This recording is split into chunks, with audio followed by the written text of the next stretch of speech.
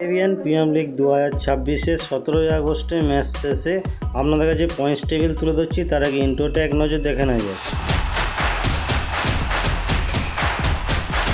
তো বন্ধুরা, চলে আসলাম ইন্ট্রো শেষে সিপিএল অর্থাৎ ক্যারিবিয়ান প্রিমিয়ার লিগ 2026-এর 17 আগস্টের 9তম ম্যাচের স্কোরবোর্ড এবং সেই ম্যাচ শেষে পয়েন্টস টেবিল এবং পরবর্তী ম্যাচের সময়সূচি। যেখানে আজকের ম্যাচে সেন্ট লুসিয়া কিংস প্রথম ইনিংসে ব্যাট করতে নেমে 168 রান করে 7 উইকেট হারিয়ে 18 ওভার শেষে জবাবে বার্বাডোস টেন্স 177 রান করে 5 উইকেট হারিয়ে 18 ওভার শেষে বৃষ্টির জন্য 2 ওভার কম হয়েছে। ম্যাচটি 18 ওভারের ম্যাচ ছিল এবং সেই ম্যাচে বার্বাডোস রয়্যাল জয়লাভ করে এবং এই ম্যাচ শেষে পয়েন্টস টেবিলে 1 নম্বর অবস্থান করেছে।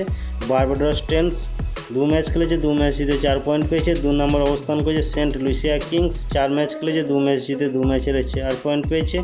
3 নম্বর অবস্থান করেছে গায়ানা অ্যামাজন ওয়ারিয়র্স, 1 ম্যাচ খেলেছে, 1 ম্যাচ জিতে 2 পয়েন্ট পেয়েছে।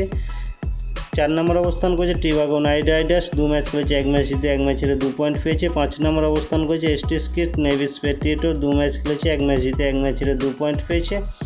6 নম্বর অবস্থান করেছে অ্যান্টিগুয়া বারবারস ফ্যালকন, 3 ম্যাচ খেলেছে, 1 ম্যাচ জিতে 2 ম্যাচ হেরে 2 পয়েন্ট পেয়েছে। 7 নম্বর অবস্থান করেছে জামাইকা কিংসম্যান, 4 ম্যাচ খেলেছে, 1 ম্যাচ জিতে 3 ম্যাচ হেরে 2 পয়েন্ট পেয়েছে।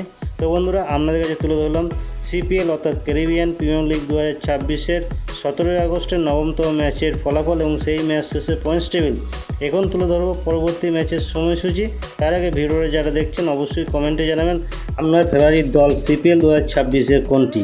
এখন তুলে ধরছি পরবর্তী ম্যাচের সময়সূচি। অর্থাৎ 19 আগস্ট জামাইকা কিংসম্যানের সঙ্গে এসটিস্কিট নেভিস পেট্রিয়টের ভোট 5:30 হবে এবং 20 আগস্টে ট্রিবাগো নাইট রাইডার্সের সঙ্গে গায়ানা অ্যামাজনের মধ্যে সন্ধ্যা 7:30 ম্যাচ হবে।